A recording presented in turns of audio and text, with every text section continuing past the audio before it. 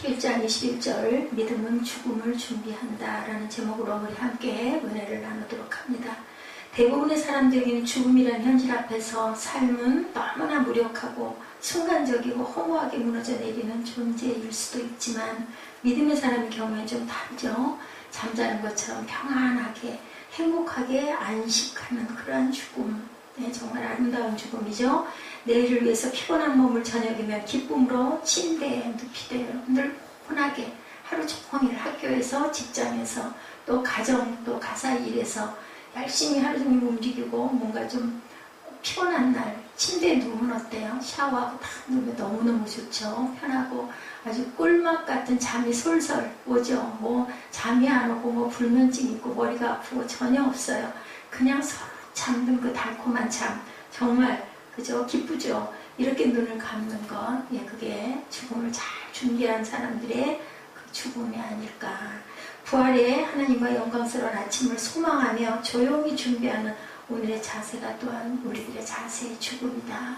왜 죽음 얘기를 그렇게 하세요 할지 모르지만 이거 피할 수 없어요. 그 준비할 줄 알아야 돼요. 매일매일 우리는 마지막처럼 열심히 최선을 다해요. 그게 50년 후든 70년 후든 뭐 30년 후든 상관없죠.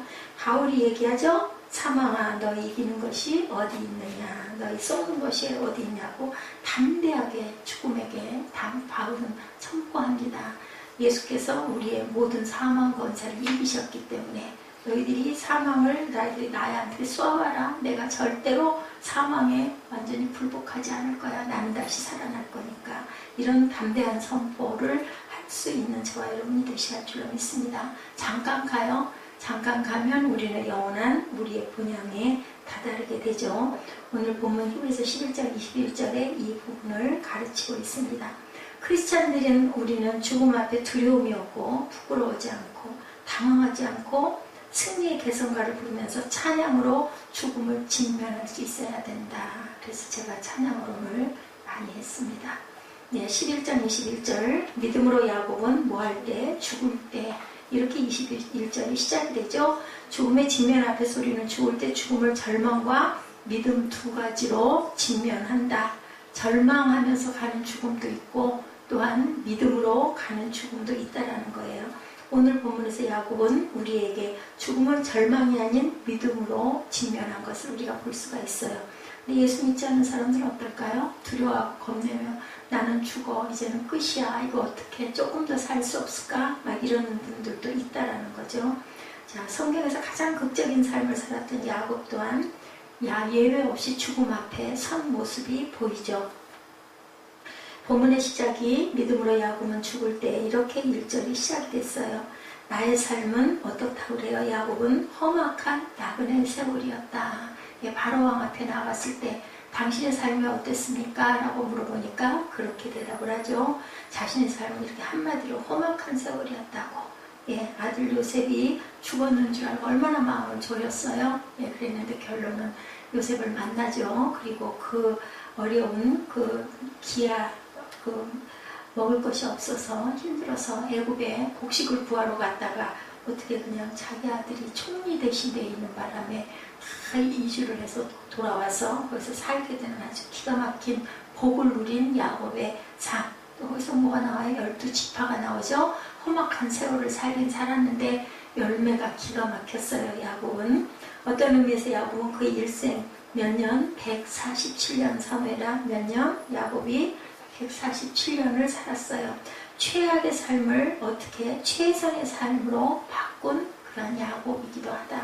정말 야곱은 정말 그죠? 태어날 때부터 형의 발뒤꿈치를 붙들고 태어나가지고 형의 장자권을 뺏고 도망가고 그죠? 그리고 또한 집에서 살지도 못하고 20년 이상을 객지에서 아주 고생스럽게 살았지만 자기가 원하는 사랑하는 아내 그리고 그 레아도 라헬도 그리고 또 거기에서 아이들도 그렇게 얻는 귀한 은혜가 있었어요. 돌아오면서도 겁을 냈지만 누가 하나님께서 야곱의 형의 마음을 돌려놓죠. 죽이고 싶어 했는데 그 마음을 돌려놓습니다. 야곱을 묵상해 보면 죄 많은 현대인의 자화상을 가진 야곱이다. 우리들과 똑같아요. 우리는 야곱만, 저는 야곱만 못한 것 같은데요. 야곱은 태어나면서부터 고집이 세고 이기적이고 잘하면서 사기도 치고 거짓말에 능하고 목적을 위해서는 수단과 방법을 가리지 않는 삶을 살았다. 세 가지 측면에서 야곱을 한번 생각해 봅니다. 장자권을 빼앗기 위해 팥죽 한 그릇으로 형을 속여 넘기는 사람, 미움받아 죽을까봐 도망을 한 야곱. 이 부분을 우리가 알 것은 야곱은 명분과 축복권을 알고 명예를 아는 사람이었다. 그리고 하나님의 사랑을 굉장히 흠모했던 그런 야곱이었기 때문에 하나님의 은총을 받았어요. 사람들으로 보면 아주 얕고 정말 아주 온전치 못하고 거짓말 투생이고 아주 하나도 볼품이 없는데 딱 하나 하나님 경외하는 마음 하나가 하나님의 은총을 받을 수 있었다. 그래서 우리는 어떻게 해야 될까요? 하나님을 열심히 구해야 돼요. 하나님을 열심히 경외해야 돼요. 그래 하나님이 우리에게 성령을 부어주십니다. 비록 그것이 도적질에서 얻은 사람이긴 하지만 남자로서 이걸 아주 소중하게 여긴 사람이다. 알았다는 거예요. 명예를 알고 축복권을 알고 그리고 명분을 알았던 사람. 두 번째, 자기가 사랑하는 한 여자를 위해서 자기 생애 7년이죠. 14년 나머지 7년은 재산을 증식하려고 또 7년을 머슴살이를 하죠. 남자로서 사랑의 가치를 아는 사람이기도 했다. 사랑하는 아내를 꼭 내 아내를 갖고 싶은 부분을 열심히 묵묵히 감당했던 사람이기도 하다. 세 번째로 돈과 재물의 소중함을 아는 사람이었죠. 그에 비해서 라반의 집에서 가장 합리적인 방법으로 재물을 만들어가던 사람이기도 하다. 그죠? 아무도 야단칠 수 없는 방법으로 재물을 만들어가던 사람. 신풍나무 잎을 물에다 던져가지고 그 물을 양들에게 먹이게 해서 그 삼촌하고 내기를 하죠. 전박이는 내가 가질게요. 그렇게 해서 전박이들이 다 나게 해가지고 어떻게 보면 약간 사기가 있었어요. 그렇지만 아주 지혜로웠던 머리가 있었던 오늘로 말하면 아주 과학적인 머리를 갖고 있었던 사람이기도 하다. 그는 귀중하게 여기는 명예도 사랑도 돈과 재물도 장자의 명분도 얻긴 얻었는데 문제는 평안이 없었어요. 일생을 쫓기는 것 같은 두려움으로 살았던 그러한 불안으로 쫓기던 사람이기도 했다. 하루라도 다리를 펴고 자는 날이 없는 사람 야곱이었었어요. 그의 가장 큰 고통은 죄와 허물로 인해 근본적으로 잘못된 성품이 있어서 정신적으로 영적으로 죄와 허물 때문에 세상적 성공에도 불구하고 마음의 불안함을 갖고 있었다. 그래서 야곱 강가에서 심각하게 천사와 씨름을 하는 사건이 일어나죠. 자신의 축복을 위해서 천사를 붙잡고 끝까지 씨름해서 결국은 환도뼈가 부러져서 절름발이가 돼요. 그러면서 영적인 눈이 뜨이고 묻죠. 천사가 내 이름이 뭐냐? 내 이름은 야곱이다. 그 이름 갖고는 너는 안 돼. 이스라엘을 하라 라고 얘기를 해서 이스라엘의 이름을 받습니다. 하나님과 싸워서 씨름하여 이겼다라는 그러한 이름이죠. 내가 하나님과 더불어 겨루어 이겼다라는 고백을 받아낸 야곱. 대단해요. 이 야곱이 나도 그렇게 할 수 있는데 글쎄 할 수 있을까요? 모집이나 했으면 야곱이라는 이름을 이스라엘로 바꿔줬을까? 하나님으로부터 은혜를 받아도 전투적으로 싸우면서 받은 그야말로 험악한 세월, 말년까지도 이렇게 험악한 세월을 경험했어요. 여기서 우리가 영적으로 느껴야 될 것은 하나님의 은혜를 받으려면 이만큼 고생해야 우리가 은혜를 받을 수 있는 거지. 그냥 예배 주일날 왔다 갔다 하고 그냥 형식적으로 예배드리고 해서는 천국을 우리가 소유할 수가 없다는 걸 알게 됩니다. 야곱은 하나님을 경험한 후에 하나님으로부터 새 이름을 받은 그는 겸손하게 하나님을 쫓는 참으로 변화된 삶을 산 노년이었다. 축복이죠. 축복을 받았어요. 노년이 이렇게 아름다우면 얼마나 귀할까. 성령 충만했겠죠. 야곱이 눈이 뜨인 거예요. 그래서 자기 맏아들과 에브라임과 문하세가 큰아들이잖아요. 근데 손을 엇바꾸죠. 그러니까 요셉이 다시 손을 바꿔 놓죠. 아버지 잘못했습니다. 그랬더니 얘기합니다. 나도 안다. 어땠어요? 야곱과 에서가 축복받을 때 속임수로 야곱이 가서 첫아들이라고 큰아들이라고 축복을 받는데 이삭이 막 몸을 떨며 경련했다고 나오죠. 이삭은 몰랐던 거예요. 하나님의 뜻이었는데 태중에서부터 하나님이 말씀하셨거든요. 그래서 엄마는 알았는데 아빠 이삭은 몰랐다라는 것을 이제 야곱이 자기 자식을 축복하면서는 하나님에 대해서 깨달은 거예요. 왜냐하면 영적인 눈이 열렸기 때문에. 이 사건이 바로 그런 사건입니다. 남녀노소 빈부귀천 누구나 결산의 순간 가진 모든 것들 갖고 가는 사람은 아무도 없어요. 다 놓고 가야 돼요. 그런데 명분도 명예도 재물도 자녀도 사랑도 놓고 떠나야 되죠. 내가 피땀 흘려 이룬 모든 것을 내려놓는데 크리스찬의 믿음이란, 크리스찬의 삶이란 결국은 죽음을 준비하는 삶이다. 이렇게 결론을 내릴 수가 있습니다. 돌아갈 때 근데 뭐 마음껏 해주고 가야 될까요? 우리 자신에게 축복해주고 가야 되죠. 얼마든지 정말 있는 대로 힘껏 축복을 해줘야 돼요. 나는 가지만 너희들은 여기서 믿음은 잘 믿음 생활하고 하나님 잘 섬겨라 하고 축복하고 갑니다. 믿음은 죽음을 준비하는 것이다. 언젠가 죽음의 흔적조차 없어져 버리는 존재들의 무리죠. 그냥 기억하고 생각하고 그죠? 너무 대단하게 이루신 분들은 수천 명의 조문객들, 뭐 그렇지 않은 사람들은 가족의 그 조문을 받으면서 저희들이 떠나갑니다. 우리 영혼은 이미 떠나갔지만 그렇게 해서 결국은 하고 생각하고 분양하고 뭐 납골당으로 아니면은 뭐 산으로 이렇게 묻히지만 세월이 지나가면은 자꾸 잊혀질 수밖에 없습니다. 우리 개개인들에게 그럼 과연 이런 죽음이란 뭔가 보죠? 성대하게 또는 조촐하게 죽음의 잔치는 끝이 나고 몇 해가 지나고 나면 자꾸 기억에 해서 희미해지죠. 그래서 살아있는 개가 죽은 사자보다 낫다. 저는 그 잠언 말씀이 굉장히 머리에 깊이 와서 박힙니다. 크리스찬에게는 죽음이 영혼을 통과하는 문이지 종착역은 아니기 때문에 얼마나 감사하고 얼마나 다행인가. 만약에 완전히 끝이라면 나이가 드신 분들은 얼마나 불안할까. 근데 저는 하나도 안 불안하거든요. 가면 하늘나라, 근데 하늘나라 문직이나 될 수 있을지 모르겠어요. 그래서 하나님이 이렇게 오늘도 닫고 계십니다. 바로 이것이 죽음인데 여러분들 아세요? 그 외국 유럽에 있는 많은 교회들, 더군다나 큰 교회일수록, 유명한 교회일수록 그곳에 마당에는 다 무덤이에요. 우리들 그 동네에 납골당 들어온다 그러면 집값 떨어진다고 재수없다고 난리를 치지만 사실은 죽음은 피할 수도 없는 것이고 죽음은 재수가 없는 것도 아니에요. 조금 그죠? 그 무덤들을 보면 좀 왠지 모르게 으스스한 느낌이 들지만 모두 다 유럽에 있는 그러한 교회들은 마당에 뜰에 무덤들이 다 있습니다. 베건스필드 동네 뒷동네 한복판에도 무덤이 있고요. 웨스트민스턴 채플에도 유명한 분들의 무덤들이 있고 윈저 카슬 여왕이 예배하는 영국 여왕이 예배하는 교회도 교회 안에 무덤들을 만들어 놓고 있습니다. 아마도 죽는다는 사실을 매일 보고 느끼고 준비하라고 그죠? 우리의 그저 조상이기도 하고 또 내 사랑하는 부모이기도 하고 그죠? 또 왕이기도 했던 사람들 다 죽음들은 있는 거니 교회 뜰에다가 무덤들을 만들어 놓고 있죠. 아마 우리나라처럼 막 이렇게 봉분을 한 무덤이 아니고 그죠? 옆에 이렇게 세워서 만든 그런 무덤이겠죠. 아마도 죽는다는 사실을 매일 보고 느끼도록 그러고 생각하도록 죽음을 생각하면서 또 우리가 가야 할 본향을 바라보면서 현실에 붙잡혀 종노릇하지 말고 삶이 현명하고 지혜로운 그런 삶을 살아라라는 제가 전에 말씀드렸을 거예요. 메멘토 모리, 죽음을 기억하시오. 이런 때가 있었다고 그러죠. 아침에 집을 나설 때 죽음을 생각해야 하고 집으로 돌아와서도 죽음을 생각해야 되고 내가 사는 곳은 여기지만 내가 돌아갈 영원한 고향, 영원한 세상으로 항상 우리는 떠날 준비를 하고 살아야 된다. 이것이 현실에 붙잡혀 종노릇하지 않을 수 있다라는 다짐을 할 수 있는 귀한 초석이 된다라는 말입니다.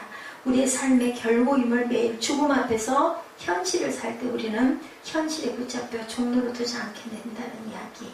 현실에게 종노릇하면 결국은 뭐예요? 세상 사람일 수밖에 없어요. 그것에 종노릇 절대 하시지 마시기 바랍니다.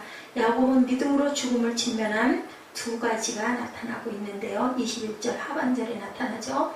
믿음으로 야곱은 죽을 때 요셉의 각각들에게 축복하고 첫 번째로, 두 번째로 지팡이 머리에 의지하여 경배하였으며 하나님 경배하신 거죠. 첫 번째 죽기 전 하나님의 뜻대로 자식들을 축복하고 두 번째 죽기 전 그의 지팡이 머리에 의지해서 하나님을 경배하고 어디에서 침상에서 무릎을 꿇고 경배했다라고 성경이 나타납니다. 죽기 전 믿음의 사람은 아니어도 자녀들은 모두 다 축복을 하죠. 야곱의 경우에는 믿음으로 죽음이 임박했을 때 창세기 48장에 보면 나타나 있죠. 1절에 이 일 후에 어떤 사람이 요셉에게 말하기를 내 아버지가 병들었다 하므로 그가 곧 두 아들 므낫세와 에브라임과 함께 이르니. 누가? 요셉이. 가장 사랑하는 요셉이 아버지의 죽음 앞에 두 아들을 데리고 갑니다. 아까 말씀드린 대로 므낫세와 에브라임이죠. 이 두 자손을 축복하려고 할 때 4절과 5절 우리 함께 읽죠. 내게 이르시되 내가 너로 생육하고 번성하게 하여 내게서 많은 백성이 나게 하고 내가 이 땅을 내 후손에게 주어 영원한 소유가 되게 하리라 하셨느니라. 5절 내가 애굽으로 와서 내게 이르기 전에 애굽에서 내가 낳은 두 아들 에브라임과 므낫세는 내 것이라 루벤과 시몬처럼 내 것이 될 것이다. 야곱은 므낫세와 에브라임이라고 하지 않고 에브라임과 므낫세라고 이렇게 얘기를 합니다. 17절에 보니 요셉이 그 아버지가 오른손을 에브라임의 머리에 얹는 것을 보고 기뻐하지 아니하여 아버지의 손을 들어 에브라임의 머리에서 므낫세 머리로 옮기고자 하여. 18절입니다. 그의 아버지에게 이르되 아버지여 그리 마옵소서 이는 장자이니 오른손을 그의 머리에 얹으소서 하였으나. 19절 그의 아버지가 허락지 아니하며 이르되 나도 안다 내 아들아 나도 안다. 반복하죠. 그도 한 족속이 되며 그도 크게 되려니와 그의 아우가 그보다 큰 자가 되고 그의 자손이 여러 민족을 이루리라 하고 그대로 축복했어요. 자기 태어나서와 어떻게 보면 똑같은데 이삭은 그걸 깨달지 못했죠. 근데 야곱은 깨달았다라는 겁니다. 자, 이거 오해해서는 안 되는 거. 에서와 야곱처럼 에브라임과 므낫세는 하나님의 그 분량이, 축복의 분량이 달랐던 것을 영적으로 야곱이 깨달았다는 거예요. 편애해서 사랑한 게 아니고, 그죠? 야곱과 에서도 그죠? 에서가 장자인데, 하나님은 누구를, 작은 자를 큰 자가 섬길 것이라고 말씀을 했어요. 그죠? 리브가에게. 언제나 차자가 장남보다 낫다는 것, 배운 자가 못 배운 자보다 낫고, 가진 자가 안 가진 자보다 낫다는 고정된 생각은 아니다라는 거예요. 하나님의 섭리는. 그것이 일 수도 있고 아닐 수도 있고 그렇다 해서 뭐 꼭 차자가 장자보다 낫다는 건 아니죠. 갖지 않은 자가 가진 자보다 더 낫다라는 것도 아닙니다. 근데 그렇게 고정된 그 생각을 하지 말라는 뜻이죠. 하나님의 계획은 에브라임에게 있다는 것을 야곱은 돌아가면서 깨닫고 하나님의 뜻대로 순종하는 모습이 나타나 있습니다. 말년에 젊었을 때는 내 뜻대로 살았지만 죽음 앞에 설 때 우리는 이제는 하나님의 뜻에 순종하여야 된다. 예수님이 베드로 보고 뭐라고 그랬어요? 네가 젊었을 때는 네 마음대로 다녔지만 이제는 네는 나이가 들어서는 그러지 않을 것이다. 띠띠울 것이다 라고 얘기하죠. 그걸 십자가에 못 박히는 사건을 예언했다라는 그런 말씀이 있습니다. 마태복음에 뭐라고 해요? 먼저 된 자가 나중되고 나중된 자가 먼저 되기도 한다는 그 의미. 아침에 온 자나 5시에 온 자나 상급을 똑같이 포도원 지기가 그죠? 와가지고 일하는 그 품꾼들의 돈 줄 때 아니 왜 얘는 저녁에 왔는데 품삯을 똑같이 한 데나리온 주냐고 하니 주인이 뭐라고 그래요? 너는 그럼 돈을 부족하게 받았느냐라고 말하죠. 주는 것은 누구 마음이다? 주인의 마음이다 라고 얘기를 합니다. 하나님의 뜻은 인간의 전통과 질서를 초월해서 이루어진다라는 거죠. 그래서 나중된 자가 나중난 자가 먼저 되는 경우들이 허다하다. 믿음도 특히 그렇죠.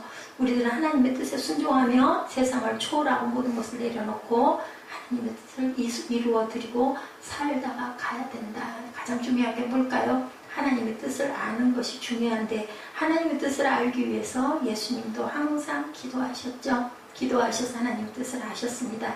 마지막까지 인간의 뜻이 아닌 모든 것을 내려놔야 된다. 그리고 하나님의 뜻대로 우리가 준비된 자들이 돼야 된다는 의미를 가지고 있습니다. 어떤 사람은 자신의 재산 모두를 자녀에게 주지 않고 하나님께 드리기도 하고 한 사람의 평생의 수고의 재산 전체를 여러분들 선교단체에 기부해서 그 선교단체들이요 그 우리들이 기부하는 작은 그런 모금 갖고는 어림도 없다 그래요. 근데 어떤 정말 사업가나 대단한 그 사람들 재산가들이 돌아가면서 선교단체에다가 향후 100년 동안의 그 비용을 기부해서 그 선교단체들이 유지되는 경우들이 많이 있다고 합니다. 우리는 자세하게는 모르지만 남은 생애를 우리가 어떻게 마치느냐가 그 사람의 생애의 결단이 된다. 선교단체에다가 100년 동안 그 단체가 유지가 될 수 있도록 자기 온 재산을 자손들에게 뭐만 주고 믿음만 물려주고 물론 길러주죠. 일하고 살아갈 수 있도록 기틀은 마련해 주지만 물질을 자녀에게 주는 건 오히려 독을 준다고 하죠. 이런 사람들이 많다는 거예요. 자신의 온몸을 사회에 또 기증하고 돌아가는 모습도 있죠. 하나님의 감동을 실천하는 모습들. 그래서 돌아가면은 장기들을 미리 기증하지 않습니까? 내 장기들 안구를 누구를 주시오, 십장을 누구를 주시오 하는 경우도 있습니다. 야곱이 죽기 전 행한 믿음은 어떤 믿음이었을까? 창세기 47장 31절에 보니 야곱이 또 이르되 내게 맹세하라 하매 그가 맹세하니 이스라엘이 침상머리에서 하나님께 경배하다. 똑같은 말씀이 아까 히브리서 11장 말씀하고 같죠. 창세기 47장 29절 30절 봅니다. 뭐라고 해요? 야곱이 애굽 땅에 17년을 거주하였으니 그의 나이가 147세라. 29절 이스라엘이 죽을 날이 가까우매 그의 아들 요셉을 불러 그에게 이르되 이제 내가 네게 은혜를 입었거든 청하노니 내 손을 내 허벅지 아래에 넣고 인애와 성실함으로 내게 하여 애굽이 나를 장사하지 아니하도록 하라. 누가? 애굽에 나를 장사하지 아니하도록. 애굽은 그때 어땠어요? 굉장히 장례법이 화려했었어요. 여러분들 미이라 보셨어요? 기가 막히게 정교하게 잘 만들어져서 애굽은 어느 나라보다도 장례법이 굉장히 과학적으로 발달되고 화려했던 곳인데도 불구하고 얘기하죠. 나를 애굽에 장사하지 않도록 하라. 30절이죠. 내가 조상들과 함께 눕거든 너는 나를 애굽에서 메어다 조상의 매주에 장사하라. 요셉이 이르되 내가 아버지의 말씀대로 행하리이다.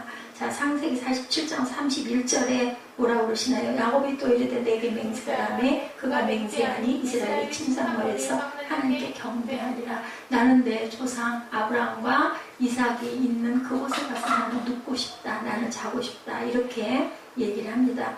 애굽은 그 당시 그렇게 기가 막힌 장례법을 가진 나라였지만 누구도 추종을 불허할 정도로 화려하고 발달되어 있었지만 야곱은 죽을 때까지도 애굽의 그 화려한 것이 아닌 내 고향으로 나는 돌아갈 거니 나를 꼭 거기다 장례를 해달라는 마지막 유언들을 하죠. 선조들이 있는 너는 나를 애굽에서 메어다 조상의 묘지에 장사해라. 그렇게 하고 하나님께 경배하고 돌아가는 모습.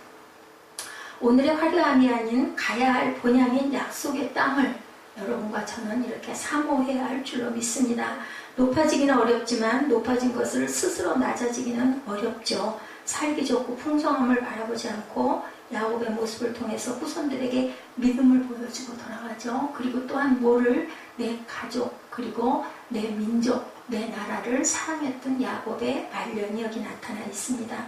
오지에서 선교하며 평생을 살아가는 분들 어때요? 정말 얼마나 열악할까? 먹을 거 있고 어떤 선교사님은 아기를 가졌는데 라면 한 개를 끓여 먹을 그런 여유가 없어가지고 굶고 앉아있다라는 그런 모습을 보고 그쪽에 그 전도하러 가셨던 어떤 목사님이 그냥 통곡을 하고 함께 붙잡고 울었다고 그러더라고요. 정말로 현실이에요. 우리는 거기에 비하면 얼마나 편하게 그죠?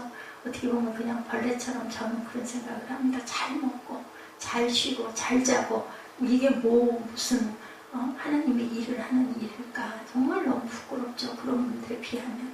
그런 그릇은 그런 그릇대로 또 그런 그릇대로 또 이런 그릇은 이런 그릇대로 성도는 성도대로 단 우리는 뭘 생각해야 될까요? 정말 귀하게 생각해야 돼요. 귀중하게.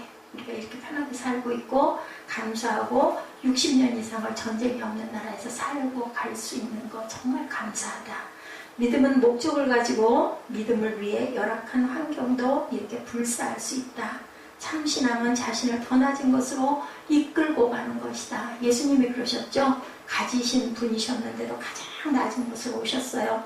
나를 찢고 쪼개고 우리를 필요하는 사람들과의 나눔, 행복과 평안과 안일이 아닌 하나님이신 예수 그리스도는 하나님과 동등함을 취하지 아니하셨어요. 빌립보서 2장 5절이죠. 너희 마음에 이 마음을 품으라. 곧 그리스도 예수의 마음이니 6절. 그는 근본 하나님의 본체시나 하나님과 동등됨을 취할 것으로 여기지 아니하시고 오히려 자기를 비워 종의 형체를 가지사 사람들과 같이 되셨고 사람의 모양으로 나타나사 자기를 낮추시고 죽기까지 복종하셨으니 곧 십자가에 죽으십니다. 어떠셨어요? 예수님 귀신 들린 자를 고치시고 제자들의 발을 씻어주시고 마지막까지 자기의 모든 것을 다 내어주시고 성만찬해 주시죠. 그리고 하나님의 지상명령 때문에 끝까지 복종하시는 모습. 그런데 어땠어요? 내 뜻대로 마옵시고 아버지의 뜻대로 하옵소서 하기 전에 뭐라고 딱 한 번 얘기하죠. 이 자를 내게서 옮기실 만하거든 옮겨 주옵소서라고 기도했었어요. 육신의 몸을 갖고 왔었기 때문에. 그런데 내 뜻대로 하지 마옵시고 아버지의 뜻대로 하옵소서. 신앙이란 이렇게 아니란 것을 추구하는 것이 아니고 필요로 하는 사람들을 찾아가 복음을 전하고 오늘의 행복과 안위가 평안이 신앙의 궁극적인 목표가 아니라는 것. 누가 예수께서도 그렇게 실천하셨고 우리도 그것을 알고 그 뜻을 따라갈 줄 알아야 된다. 비록 편안하게 살고 있지만 마음을 갖고 기도할 줄 알아야 된다. 우리가 짧은 기도지만 항상 나라와 민족 그리고 세계 선교하시는 분들 그리고 땅 끝까지 하나님의 나라의 확장을 위해서 기도해야 할 줄로 믿습니다. 그러한 그 예수님 귀신 들린 자 각색병을 고치신 그분은 우리의 친구가 되신다. 아까 우리 찬양에 나오죠? 친구, 우리의 친구이신 예수님. 그분은 어땠어요? 대단하고 이름나고 유명한 사람들 고친 게 아니에요. 가나의 혼인잔치 어땠어요? 아주 알려지지도 않는 그런 곳에서 첫 번째 기적을 일으키신 예수님은 우리에게 잔치를 베풀어 주시기를 원해요.